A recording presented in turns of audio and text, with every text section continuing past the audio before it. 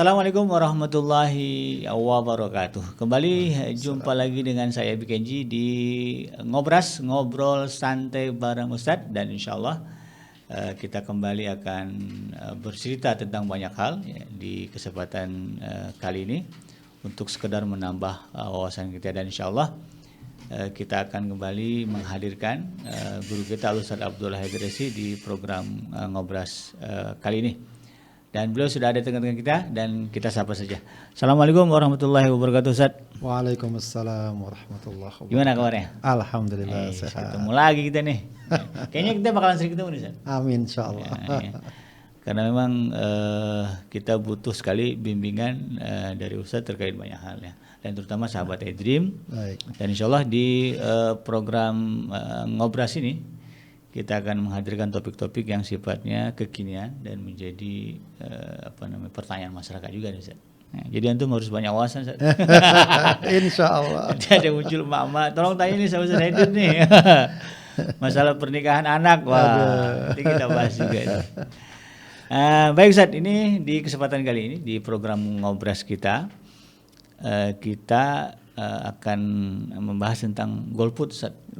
Gitu ya. Masalah pemilihan atau keaktifan masyarakat di dalam pemilihan umum. Nah, jadi kalau kita baca datanya saat ini di internet ya, bahwa Badan Pusat Statistik mencatat jumlah masyarakat yang golput pada tahun 2019 itu sebanyak 34,75 juta, atau sekitar hampir 20% dari total pemilih. Berarti ini kan bukan jumlah yang sedikit, Ustaz. Jumlah yang sangat besar. Nah, menyikapi hal ini sebetulnya kalau bicara dalam pandangan syariat, ya, sebetulnya ini kan kaitannya dengan memilih, Ustaz, memilih pemimpin. Sebetulnya dalam syariat seperti apa, Ustaz, penjelasan tentang memilih pemimpin ini? Baik, bismillahirrahmanirrahim. Alhamdulillahirabbil alamin, wassalatu wassalamu ala sayyidina Muhammadin wa ala alihi wa ashabi ajmain, amma ba'du. Makasih Bang Taufik Abikenzi yang memulai perbincangan kita di kesempatan ini, sahabat iDream yang saya muliakan. Terkait dengan kepemimpinan, ya memang tidak diragukan lagi ya, dan sudah sering kita bicarakan bahwa kepemimpinan itu perkara yang sangat mutlak kalau boleh kita katakan dalam kehidupan manusia ya. Karena manusia ini makhluk sosial, maka perlu ada pihak atau sosok yang dapat menata kehidupan masyarakat dengan baik. Yang dari sana nanti akan tersebar berbagai kebaikan, dan kalau kepemimpinan tidak ada, maka juga akan menimbulkan berbagai kerusakan. Begitu ya. Dan kalau kita lihat dalam syariat Islam, ya tentu juga kepemimpinan menjadi sangat besar kedudukannya, begitu ya. Bahkan para nabi itu kalau kita perhatikan juga, ya para nabi itu selain tugasnya menyampaikan dakwah, mengajak umat kepada tauhid, kepada keimanan, kepada ibadah, mereka juga sebenarnya posisinya adalah pemimpin. Jadi pemimpin umat. Pemimpin dengan maknanya ya, sebagai seorang pemimpin. Ya kalau boleh kita katakan sekarang sebagai raja ataukah sebagai presiden, ya itu maknanya. Pemimpin. Ya, pemimpin. Ya Rasulullah, katakan Rasulullah, ya dia sebagai pemimpin, dia yang mengirim pasukan perang. Dia yang mengadakan perjanjian, dia yang menetapkan hukum. Itu kan artinya tugas kepemimpinan. Jadi bukan cuma sekedar memberikan nasihat, mengajak, tidak, gitu ya. Artinya seorang nabi pun ya adalah seorang pemimpin. Dan kita lihat bagaimana Rasulullah SAW ya menghidupkan kesadaran adanya kepemimpinan itu sedemikian rupa. Sampai-sampai ketika ada orang safar 3 orang, kata Rasulullah, tetapkan satu sebagai pemimpinnya. Dan Rasulullah apabila mengutus pasukan, walau pasukan kecil, sariyah namanya, itu selalu nggak lupa beliau tetapkan siapa pemimpinnya. Dan Rasulullah apabila meninggalkan kota Madinah, ya, itu selalu ditunjuk pemimpin pengganti sementara ketika beliau. Artinya itu gambaran bagaimana kepemimpinan itu sangat strategis ya. Karena itu kalau kita lihat latar belakang hal itu, maka memang menghadirkan kepemimpinan dalam kehidupan bermasyarakat, berbangsa dan bernegara adalah tuntutan yang sangat mendesak. Ya, meskipun memang teorinya, contoh-contohnya, prosedurnya bisa bermacam-macam. Ya katakanlah kita sekarang sudah berada dalam sebuah negara yang untuk menentukan kepemimpinan itu melalui mekanisme pemilu. Ya kita nggak bisa memperdebatkan lagi lah masalah itu ya, karena itu akan panjang lebar. Katakanlah ini memang sudah ada dan kita sudah ditawarkan, ini loh kamu diberikan kesempatan sebagai rakyat untuk memberikan suara. Maka seiring dengan kedudukan dan strategisnya kedudukan seorang pemimpin, maka memberikan suara untuk menetapkan siapakah pemimpin yang akan kita tentukan itu ya seiring paralel ya. Maka tuntutannya besar. Ya, boleh dibilang sebagai sebuah kewajiban juga. Ya, karena akan sangat menentukan siapa pemimpin yang akan mengatur dan mengelola negeri ini dan bangsa ini gitu. Jadi kalau bicara kewajiban dosa dong kalau kita nggak ikut. Ya kalau memang seseorang tidak menunaikan tugasnya, amanahnya, ya bisa berdosa hal itu karena itu adalah bagian dari tanggung jawabnya. Ya, apalagi di sini pemerintah memberikan perintah support gitu kan agar memilih. Dari bab ketaatan kepada pemerintah itu juga termasuk tuntutan bagi setiap warga negara. Sebab ini memang ya boleh dikatakan sebagai mekanisme yang sudah ditetapkan, yang sudah ditetapkan dan bagian dari kepedulian kita juga akan katakan nasib dan perjalanan bangsa ini, gitu.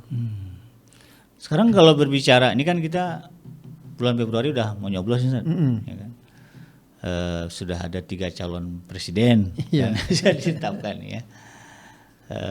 Kemudian juga anggota-anggota dewan juga sudah ada tuh ketetapannya kan dari mulai daerah sampai pusat. Nah, kalaulah misalnya pada posisi nanti di 2024 ya ada yang mengatakan saya nggak ikut milih deh, sama aja misalnya. Mau menang kalah tetap aja susah misalnya kan. Kerjaan begini. Atau katakanlah bahasanya pesimis gitu. Walaupun sebetulnya kan nggak mesti gitu juga gitu kan. Harapan tetap ada. Nah hukumnya itu seperti apa? Golput ini kita memilih itu tidak memilih. Kalau terkait dengan masalah hukum ya lebih mudah bagi kita kalau merujuk misalnya fatwa-fatwa dari lembaga yang punya otoritas ya. Dalam hal ini Majelis Ulama lah yang paling gampang. Majelis Ulama Indonesia yang saya tahu dan mungkin bisa dicari di Google itu pernah mengeluarkan fatwa bahwa ya haram untuk bersikap golput dalam pemilu. Ya, sepanjang tentu saja calon-calon yang ada memiliki kriteria yang minimal dibutuhkan atau sudah cukup untuk dapat dipilih sebagai seorang pemimpin, begitu ya. Maka jika merujuk kepada fatwa tersebut, ya dia masuk dalam kategori perbuatan yang haram, yang paling tidak ya kalaupun nanti di sana ada perdebatan terkait dengan status hukumnya, ya maka paling tidak memilih jauh lebih baik ketimbang tidak memilih. Sebab orang memilih berarti masih punya harapan tadi. Orang tidak memilih berarti dia tidak punya harapan. Sementara yang diperintahkan punya harapan.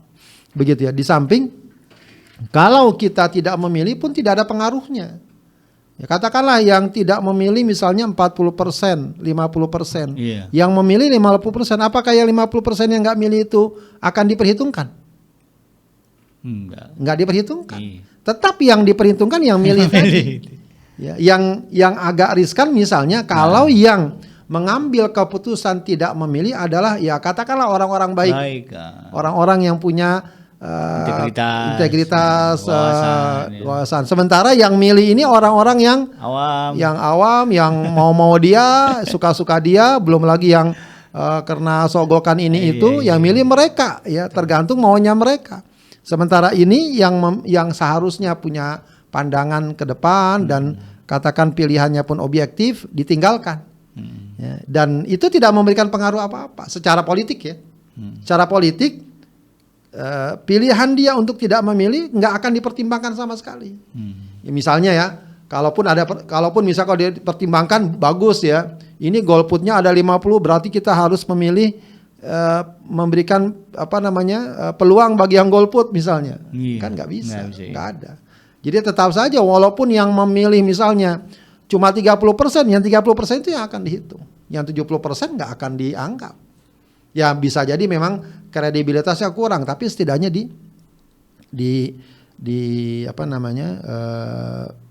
dilakukan gitu ya. Ada pengalaman satu negara ya, tidak saya sebutkan negaranya. Ya, itu ketika ada pemilu, ya katakanlah pihak sebagian masyarakat memboikot. Kalangan Islam lah, kaum muslimin memboikot. Ya, memboikot tidak ikut pemilu ya, tapi akhirnya yang terpilih adalah ya dia juga gitu ya, orang-orang yang sebenarnya tidak kredibel di masyarakat. Ya. Setidaknya kalau kita sudah memilih, ya, kemudian ternyata yang terpilih bukan, katakan yang terbaik, bukan yang kita anggap, setidaknya kita sudah usaha. Setidaknya kita sudah memberikan tanggung jawab kita, begitu. Bahwa oh ternyata hasilnya nggak sesuai, ya sudah, begitu ya. Bahwa kemudian juga nggak ada perubahan apa-apa dan lain sebagainya, itu juga bukan wilayah kita untuk menentukan. Yang penting kita sudah berusaha untuk mencari pemimpin yang lebih baik, begitu ya, yang lebih baik. Bisa jadi sikap a priori kita itu yang kemudian melahirkan kepemimpinan yang tidak kredibel, gitu. Karena kan setiap kita akan ditanya sering di akhir. Oke, iya betul. Ya, kita apa tanggung jawab kita untuk masalah ini, begitu. Wallahu a'lam. Kalau secara pribadi dalam pandangan antum, ini kan udah mau 2024 Ustaz, kita akan memilih pemimpin gitu kan. Seandainya golput itu banyak, secara pribadi antum memandangi gimana? Ya tinggal lihat mekanisme politik di kita, apakah itu mempengaruhi atau tidak. Sejauh yang saya tahu itu nggak mempengaruhi apa-apa. Sepanjang ada yang memilih. Sepanjang ada yang memilih. Berapapun ya, itu yang dihitung. Itu yang dihitung. Itu yang akan dianggap. Dan kemungkinan besar itu pun kejadiannya sangat kecil. Kita pada posisi ini pada semangat milih ya. Iya. Kejadiannya akan sangat kecil. Misalnya nggak ada sama sekali yang milih, nggak mungkin. Justru kalau kita lihat fenomena sekarang malah semangat milih gitu kan. Ya harusnya kita juga berpartisipasi yang memberikan yang terbaik. Begitu. Jadi kalau antum sebut tadi begitu pentingnya memilih sampai MUI mewajibkan, kemudian tadi Rasulullah mencontohkan, sebetulnya kedudukan pemimpin dalam Islam seperti apa, Ustaz? Ya tadi sudah kita isyaratkan, pemimpin itu sangat strategis sekali dalam Islam. Dan ketika kepemimpinan baik itu akan menjadi sumber kebaikan bagi dia dan bagi masyarakat. Ya. Tapi ketika kepemimpinan itu buruk, akan menjadi sumber keburukan utama bagi dia dan juga bagi masyarakat. Jadi repotnya ini masalahnya, kalau seandainya keburukan cuma buat dia aja mending ya. Iya, ini kan masif. Ya, pengaruhnya besar. Karena itu dalam Islam itu pemimpin ya, punya kedudukan yang tinggi. Makanya kita mungkin sering dengar hadis Rasulullah yang sangat dikenal itu, ya, sab'atun yudhilluhumullah fi dhilli yaumal qiyamah. Yaumal la dhilla illa dhilluh. Ya. Ada 7 golongan yang akan Allah berikan naungan, dengan naungannya di hari tidak ada hari naungan selain naungan Allah, hari kiamat. Yang pertama sekali yang Rasulullah sebutkan apa? Pemimpin yang adil. Pemimpin yang adil, imamun adil. Itu kenapa disebutkan itu sedemikian rupa secara khusus? Ya karena memang pengaruhnya sangat luar biasa. Ya, dan tadi kita lihat contohnya bagaimana Rasulullah sangat concern dengan masalah kepemimpinan. Bahkan juga terkenal ungkapan Imam Ahmad bin Hambal, kata dia, kalau seandainya aku punya satu doa yang mustajabah, yang terkabul, maka doa itu akan aku khususkan untuk pemimpin. Dampaknya merembet karena kemana-mana. Sangat besar. Ya, sangat besar. Ya, bahkan dikatakan kalaupun ya dengan segala keburukannya, ya, kalaupun memang kepemimpinan dengan segala keburukannya masih lebih baik ketimbang satu negara, satu daerah tidak ada pemimpin. Karena kalau tidak ada pemimpin akan lebih rusak lagi. Ya beberapa negara misalnya kita lihat ada chaos gitu ya. Kepemimpinan tidak ada, ya masing-masing saling berebut dan seterusnya, itu berat. Ya, jadi walaupun ya dengan segala, kalaupun ada keburukan-keburukan di sana sini, adanya kepemimpinan masih lebih baik ketimbang tidak adanya kepemimpinan sama sekali. Dan kepemimpinan yang buruk juga begitu, akan menjadi sebab keburukan yang besar bagi dia.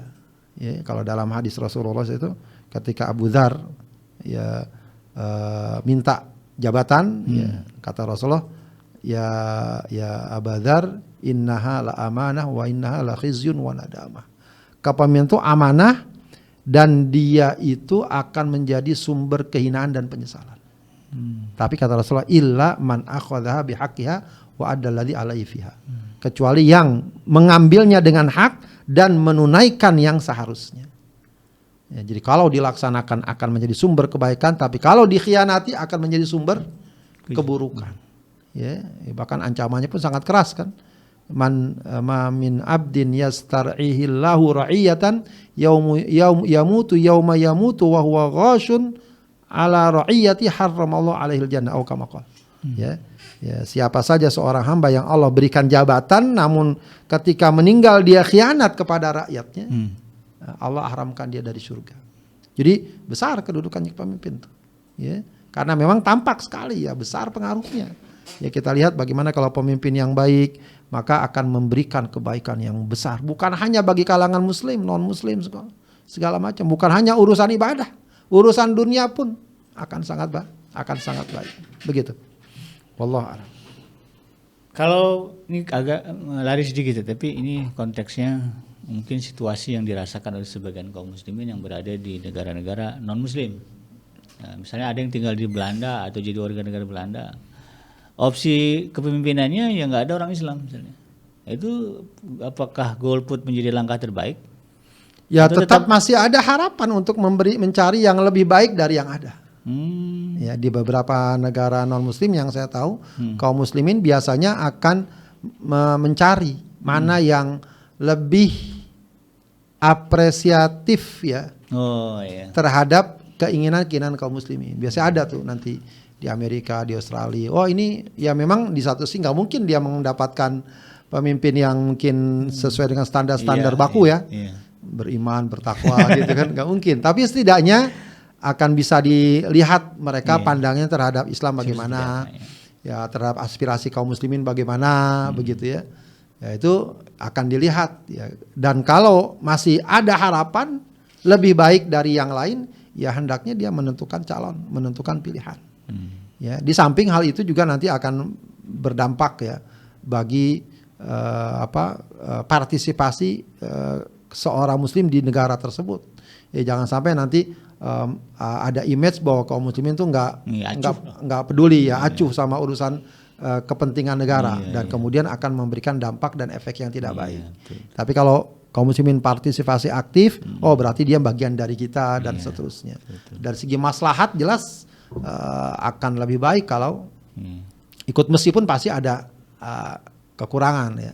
Saya pernah dengar dari teman-teman misalnya di Australia, kenapa lebih condong kepada ini kaum muslim? Iya karena dia dalam kampanyenya sangat concern atau membela hak-hak imigran misalnya gitu ya. Para pendatang yang ini karena dan para pendatang umumnya kaum muslimin misalnya. Betul.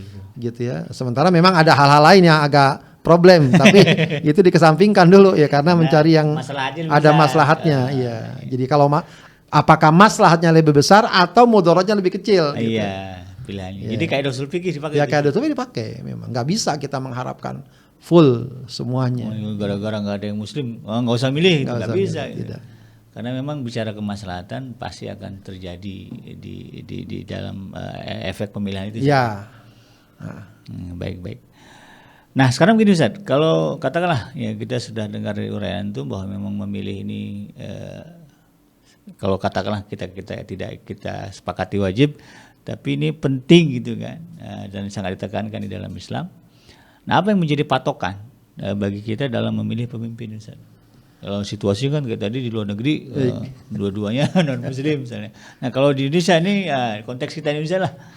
Ya, patokan dalam memilih pemimpin seperti apa? Yang sederhana soal patokan itu ini aja. Banyak tentu patokan-patokan tuh ya. Biasa antar profesional apa. Kita pakai kaedah yang ditetapkan para ulama saja. Misal terkait dengan kriteria sifat-sifat para nabi. Oh, ya. Empat itu. Kan itu kan gampang tuh. Sebab mereka kan sebab ini juga para nabi sebagaimana kita katakan para pemimpin gitu ya. Sidik, amanah, tabligh, fatonah gitu saja. Sidik, jujur.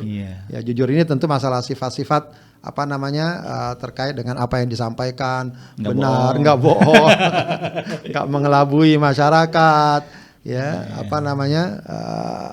apa yang diomongin memang begitu kenyataannya dan seterusnya ya. Ya, sidik, jujur. Sekarang lagi bisa dilihat rekam jejak ya kan? Rekam jejak dan akan kelihatan itu kan. Ngomong apa jadinya apa. Kemudian amanah. Ya amanah apalagi ya, amanah menjaga tugasnya, tidak khianat, tidak manipulasi, tidak, ya banyak lah ya. Kalau kita lihat kasus sekarang memang sangat menyedihkan ya. Para pemimpin ya bukan hanya dalam konteks presiden, tapi pejabat ini, pejabat itu, pimpinan ini, pimpinan itu ada yang tertangkap KPK, itu kan gambaran tidak ada amanah. Ketua KPK-nya ditangkap. Ketua KPK ditangkap. Atau juga kalau kita lihat bisa pembangunan infrastruktur, ada yang di markup, ada itu kan nggak amanah. Ya, amanah. Kemudian tablik dia ya menyampaikan apa yang seharusnya disampaikan kepada masyarakatnya. Ya, atau kalau bahasa sekarang ya mungkin komunikatif ya dengan masyarakat, ya bisa mengambil masukan dan seterusnya. Bahkan aspiratif, mungkin ya aspiratif juga ya. Ya bahkan bisa jadi ada kritik keras misalnya. Nah, itu kan harus disikapi dengan baik ya, nggak semuanya dianggap sebagai musuh ya, lalu ini itu dan sebagainya. Harusnya setiap masukan walaupun tampaknya keras, selagi memang tujuannya untuk perbaikan ya paling nggak ditampung, dikelola. Jadi anti kritik lah. Jangan sampai anti kritik gitu ya. Dan juga tablik fatonah, cerdas. Nah ini penting nih. Cerdas ya. Biasanya dari muka juga kelihatan kalau cerdas. Nih kayak bisa sih mukanya cerdas dia. Dan cerdas di sini bukan cuma cerdas, oh dia punya gelar doktor apa, tidak. Ya, cerdas ini juga ya dia pandai mengelola pemerintahan, ngerti sela-selanya, bagaimana mencari terobosan. Jangan ini nggak bisa. Ya baik, kalau nggak bisa ada terobosannya apa, langkahnya dan seterusnya. Ya cerdas. Ya, dan ini semua tentu bukan cuma sebatas klaim, pengakuan, atau kadang-kadang kalau sekarang bukan klaim, jadi ada tim ses yang mengangkat seakan-akan ini pencitraan atau apalah tim ses atau apa influencer, oh dia hebat, tidak ya. Kalau itu batasannya agak repot zaman sekarang tuh. Kalau sekarang kan bisa orang di apa namanya dicitrakan demikian rupa, di framing sedemikian rupa. Maka ada satu kata yang sekarang sedang populer, rekam jejak, catatan digital dan lain sebagainya. Nah, itu bisa kita lihat itu bagaimana track record seseorang ya dari segi sidiknya, amanahnya, tabliknya, fatwanya. Maka seorang pemilih itu bagus ya semestinya calon pemilih itu ya jangan hanya mengandalkan oh ini di TV rame, ini di balihonya banyak. Dia harus pandai-pandai juga melihat ya. Calon presiden gimana, calon wakil kita gimana, bandingkan antara ketiganya. Lalu caleg-caleg yang ada di sekitar kita, baik untuk kota, provinsi, nasional, kan bisa kita lihat juga itu sedikit banyak. Apalagi di zaman medsos seperti ini kan, semestinya bisa kita lihat. Ya. Belum lagi nanti bisa kita lihat juga partai-partai pengusungnya, lihat kredibilitasnya. Ya, itu kan sebenarnya bisa dilihat. Ya, jadi, ya termasuk itu sebab itu menentukan juga. Ya, partai pengusungnya, figur calegnya, figur capres cawapresnya, itu semua dilihat dari berbagai aspek. Ya, sebab satu sama lain saling berkaitan, ya, saling berkaitan. Jadi harus semacam ada katakanlah riset kecil-kecilan lah atau apa. Kalau sulit juga, ya paling gampang dia tanyalah sama orang yang dia percaya. Ustadz lah. Sama Ustadz. Sama siapa lah yang dia percaya kejujurannya, suami, objektivitasnya. Oh Pak ini saya nggak ngerti ini ya. Nah, bisa nanti kan dijelaskan. Oh ini begini. Yang penting semuanya itu dilakukan dengan penuh objektivitas, penuh tanggung jawab. Bahwa yang dia lakukan ini meskipun cuma sekedar coblos apa contohnya sekarang? Coblos ya. Coblos. Meskipun sekedar coblos tapi di situ ada tanggung jawab. Ya, sehingga ketika kita coblos seseorang, maknanya apa? Maknanya saya bersaksi bahwa orang ini adalah orang yang kredibel, orang yang amanah untuk mengurusi urusan masyarakat. Kalau kita pahami demikian kan besar itu ya, besar. Bukan sekedar apalagi kalau cuma sekedar dapat duit, dapat ini, dapat itu, wah itu sangat tidak bertanggung jawab.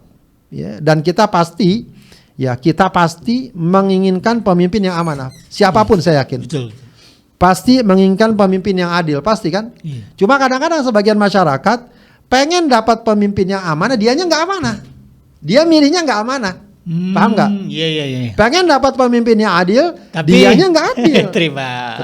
Harusnya sebelum dia memilih pemimpin atau dia menuntut pemimpinnya amanah, dianya amanah. Betul. Oh saya dapat tawaran ini, dapat duit ini. Tapi bagi saya yang terbaik yang ini, maka yang terbaik yang menurut. Jadi idealismenya harus kuat juga. Ya, harus kuat juga memang, meskipun sekarang berat juga itu ya. Semakin tinggi kedudukan semakin besar tuh tawarannya. Allah, iya. Harusnya ideal, ya, walaupun dia ini, tapi enggak, bagi saya yang bagi ini sudah. Maupun diajak sana diajak sini dia enggak. Jadi jangan mau terima serangan pajar. Nah itu dia yang jadi masalah ya, apa namanya, money politik dan segala macam itu. Itu harusnya jauh tuh dalam kehidupan seorang. Tapi ada sebagian Ustadz bilang udah ambil uangnya, jangan coblos orangnya. Nah, itu gimana? Wallahu alam, kalau seandainya dia nggak nerima lebih bagus. Lebih amanah. Lebih amanah. Saya nggak terima kalau uang ini gitu. Itu lebih komitmen, lebih punya tanggung jawab. Betul. Tapi kalau sekedar diambil aja ya, pertama tuh meragukan juga tuh uang apa begitu kan. Iya. Ya karena kita tahu nih uang untuk ini dan seterusnya kan. Betul. Ya tidak terima, lebih hati-hati. Jadi tidak sepenuhnya juga ya ambil uangnya. Ya kecuali kalau memang udah kadung dikirim lah ya. Nggak bisa dibalikin lagi. Iya, iya. Baik Ustaz. Nah kalau lah begitu Ustaz, apa namanya, jelas kan dari terkait dengan patokan. Kalau saya sih sebetulnya kalau pusing-pusing milih, nggak tahu nih orangnya siapa sih, milih lihat partainya aja. Gitu kan. Bisa, itu Iya. bisa menjadi satu alternatif. Saya tinggal browsing partai apa yang paling sedikit korupnya. Kan pasti kelihatan tuh. Kelihatan. Nah, itu pasti tuh muncul paling bawah tuh berarti kan yang paling sedikit kan. Iya, iya. Nah, itu yang jadi patokan dari partai inilah saya memilih. Iya, itu kan gampang sebenarnya dari zaman sekarang Iya. tuh kan. Informasi sangat terbuka. Betul. Ya, termasuk misalnya sikap-sikapnya terhadap isu-isu masyarakat. Iya. Misalnya soal kenaikan UMR, Betul, buruh, betul. BBM, Iya, gitu kan. iya. Itu kan kelihatan. Yang lagi rame undang-undang cipta kerja. Undang-undang Cipta Kerja, Yang dianggap banyak merugikan. siapa begitu kan. Iya, baik. Nah, kemudian yang lagi rame ini juga Ustadz nih, termasuk menjadi alasan mungkin bagi sebagian yang memutuskan untuk golput adalah politik identitas. Iya. Nah, ini dalam pandangan itu sendiri gimana sih? Ini betul enggak sih politik identitas itu nggak boleh, haram, atau sebetulnya boleh-boleh aja? Nah, Iya. itu gimana sih? Ya memang di kita kadang-kadang sering muncul istilah-istilah ya, yang istilah tersebut bahasanya masih belum matang banget ya, kemudian udah tersebar dan kemudian sering dimanfaatkan oleh pihak tertentu. Belum dikaji Ya, udah disebar gitu. Iya, ya jadi yang paling sering diarahkan dan dituduh sebagai politik identitas justru yang dianggap sebagai mayoritas gitu. Iya. Ya, jadi kalau misalnya kita bawa nama agama untuk kepemimpinan dianggap sebagai identitas. Iya. Ya, padahal banyak juga kalau kita perhatikan sekarang identitas-identitas yang dibawa dalam soal pemilu ini. Dari segi suku segala macam kan Iya. sudah sangat dikenal tuh bahwa kalau calon dari luar Jawa susah dipilih Nah, gitu itu ya. kan identitas juga Itu kan itu. identitas juga semua. Jadi sebenarnya masalah identitas juga masalah nggak bisa kita pisahkan. Iya. Ya. Setiap orang pasti punya identitas. Iya. Dan salah satu kecenderungan pilihan berdasarkan identitas juga nggak mungkin bisa Betul. dihilangkan. Semua orang yang memilih berdasarkan identitas. Beridentitas ya. Tinggal masalahnya apakah identitas itu mengalahkan tadi kredibilitas, mengalahkan kualitas. Betul. Nah, itu yang problem gitu. Kalau ini karena dari suku saya pilih padahal dia udah ketahuan korup misalnya. Buat apa sebetulnya? Harusnya nggak boleh Iya. atau jangan. Tapi kita katakan saya cocok dengan ini, udahlah suku saya gitu ya, dan dia baik gitu ya. Ya nggak apa-apa, itu memang identitas hak orang. Betul. Ya. Dan Kalau tidak salah juga tidak dibilang. salah juga. Kita katakan berdasarkan agama. Kami sebagai muslim menginginkan kaum muslimin dalam memilih hendaknya jangan mengabaikan masalah atau prioritas masalah keimanan. Betul. Lihat orang yang beriman, bertakwa, ketakwaan. Itu bukan masalah identitas, itu memang masalah ajaran agama. Iya. Masalah ajaran agama. Ya, jangan sampai kemudian kita abaikan hal tersebut. Nggak peduli kita agamanya apa tidak. Bagi kita seorang muslim, ya pemimpin itu ya harus memiliki kriteria-kriteria agama yang benar. Begitu ya.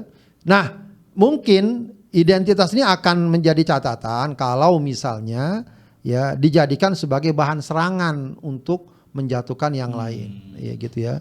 Misalnya kita katakan yang memilih calon saya masuk surga gitu. Yang lain masuk neraka gitu. Nah, itu bahaya itu. Kalau kayak gitu tidak kita inginkan. Ya, tapi kita berikan clue-cluenya yang benar. Cari pemimpin yang keimanan dan ketakwaannya bagus. Kalaupun tidak bagus-bagus amat lebih bagus gitu ya. Gitu. Cari yang memiliki concern yang bagus terhadap aspirasi kaum muslimin. Nggak apa-apa, itu bagus, itu bukan masalah identitas. Ya, orang yang beragama lain pun akan begitu juga kan. Sama. Cari yang punya kebaikan dengan agama kita gitu. Nah, sebenarnya ini bukan hanya terhadap kaum muslimin, yang lain pun juga kalau kita lihat politik identitasnya sangat kuat gitu ya. Cuma kadang-kadang yang sering disorot itu mayoritas ya. Di masjid nggak boleh kampanye, padahal di gereja bisa jadi juga ada orang yang kampanye gitu ya, dan seterusnya ya. Jadi sebenarnya identitas dalam batas tertentu ya wajar ya, nggak mungkin bisa diabaikan ya. Misal tadi ya pemimpin Jawa, sekarang pemimpin muda, pemimpin milenial, itu kan sebenarnya identitas juga. Nah, masalah tadi, apakah mengalahkan kredibilitas atau tidak? Kalau sampai mengalahkan, nggak pedulilah mau dia amanah kayak mau enggak, yang penting dari suku saya, yang penting dari agama saya, yang penting anak muda, itu identitas yang kebablasan, itu yang nggak dibenarkan gitu ya. Dan pasti kita tidak akan mengabaikan. Oke, kita penting masalah ketahuan, tapi juga nggak mengabaikan masalah profesionalitas, kredibilitas, kemampuan, itu juga harus disertakan gitu ya. Jadi identitasnya mengacu kepada sifat Nabi yang 4 tadi. Ya, bisa seperti itu. Ya tidak mengapa. Identitas yang lain nggak apa-apa. Itu hak orang ya. Untuk saya lebih cocok pemimpin muda misalnya. Ya, tapi jangan cuma masalah mudanya ya. Punya sifat yang ada tambah juga kualitasnya tadi. Misalnya ini sifatnya sama-sama bagus, tapi dia muda. Saya pilih yang muda. Gitu kan, walaupun mungkin sama-sama bagus dengan yang tua. Iya, betul. Paham nggak? Betul. Dia punya sifat yang 4 tadi bagus. Tapi ini ada yang tua nih. Iya, ini tua. Saya mau yang muda. Oh, ini dari suku saya milih suku saya dong. Iya. Nggak apa-apa kan? Ada prioritasnya. Hak-hak gitu. Dia untuk memilih itu berdasarkan identitas. Oh, ini Muslim, yang ini non Muslim. Saya milih yang Muslim dong. Gitu ya. Wajar aja gitu ya. Karena agama lain juga akan mengatakan. Iya, akan melakukan hal itu. Cuma tadi jangan mengorbankan kualitas kredibilitas tadi gitu ya. Karena justru itulah yang paling penting di dalam pemilihan. Ya. Kalau bicara pemimpin muda nih Ustaz, bagi antum nih, kan di MK kan udah diketok palu kan, nggak mesti umur 40. Dalam pandangan antum gimana? Tepat gak sih itu? Ya wallahu alam ya, kita tahu bahwa sebenarnya salah satu yang sering dibicarakan bahwa kematangan seseorang itu adalah usia. Usia itu betapapun ya sangat mempengaruhi. Ya, orang cerdas, pintar segala macam, tapi usia masih muda itu apalagi untuk mengurusi negara yang sedemikian besar, itu yang namanya kematangan dan lain sebagainya itu tidak mungkin diabaikan, kecuali orang tersebut memiliki sifat-sifat yang sangat spesifik atau istimewa lah ya. Itu Imam Mahdi. Yang kayak gitu. Kalau kita lihat Rasulullah aja diangkat jadi Rasul usia 40 begitu kan. Artinya memang usia itu sebenarnya kalaupun ditetapkan itu bukan tanpa asal-asalan ya sebenarnya, faktor usia 40 dan selebihnya.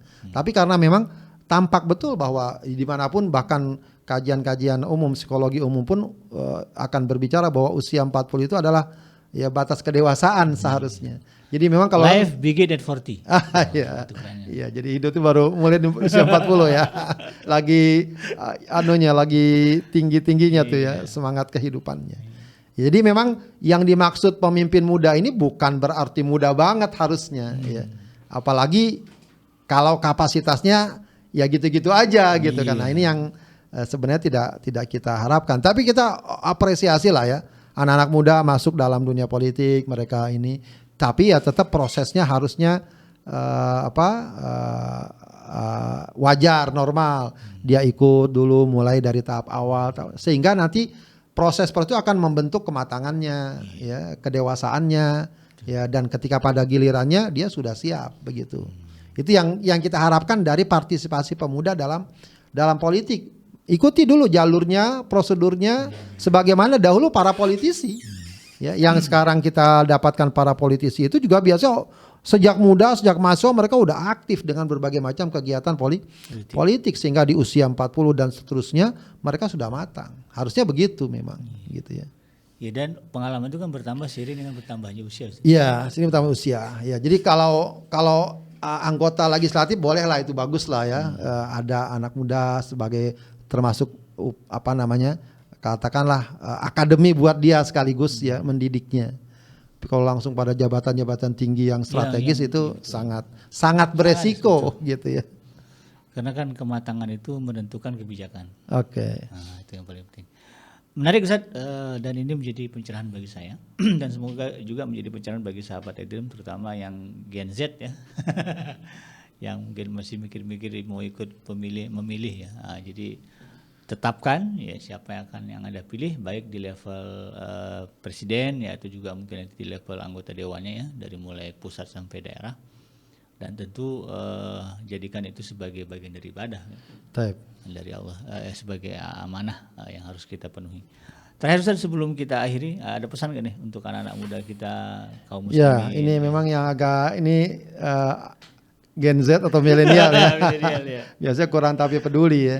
Ya, ala kulli hal kita katakan kepada adik-adik ya, kepada rekan-rekan ya, remaja, para pemuda ya, bahwa tetap bagaimanapun juga kalian akan melewati masa-masa dan terus nanti akan dewasa dan seterusnya. Kalau seandainya sejak dini kesadaran itu sudah muncul dan sudah tumbuh, itu akan jauh lebih baik ketimbang kesadaran itu baru muncul belakangan. Ya, maka termasuk kesadaran apa saja, kesadaran beragama, ibadah, belajar, termasuk kesadaran politik. Jadi kalau sejak awal punya kesadaran politik yang bagus, begitu ya, termasuk dalam hal ini misalnya berpartisipasi, ikut memilih, bahkan kalaupun turun misalnya ikut menjadi saksi, menjadi panitia, itu sangat bagus. Itu pendidikan politik yang mahal, yang tidak ada di kampus biasanya, gitu ya. Maka pendidikan itu bukan cuma ada di kampus, bukan cuma ada di media internet segala, tapi di lapangan langsung itu yang mahal. Ya, maka kalau kesadaran itu muncul, bergabunglah atau aktiflah dalam kegiatan-kegiatan sosial, terutama untuk hal ini dalam masalah pemilu. Maka nikmati saja segala dinamika yang ada. Insya Allah akan memberikan bekalan yang sangat besar. Begitu ya. Siap. Itulah ya pesan penting dari guru kita. Mudah-mudahan bisa kita aplikasikan ya, terutama bagi anak-anak muda. Baik Ustaz, jazakumullah khairul jaza atas ulasannya. Semoga ini menambah semangat bagi kaum muslimin di Indonesia untuk menghadapi pilpres dan pemilu serentak di 2024. Baik sahabat Edream, kita akhiri. Saya Pak Abi Kenji pamit undur. Mohon maaf atas segala kehilafan. Subhanakallahumma rabbana wa bihamdika asyhadu an la ilaha illa anta astaghfiruka wa atubu ilaik. Alhamdulillahirabbil alamin. Assalamualaikum warahmatullahi wabarakatuh. Waalaikumsalam warahmatullahi.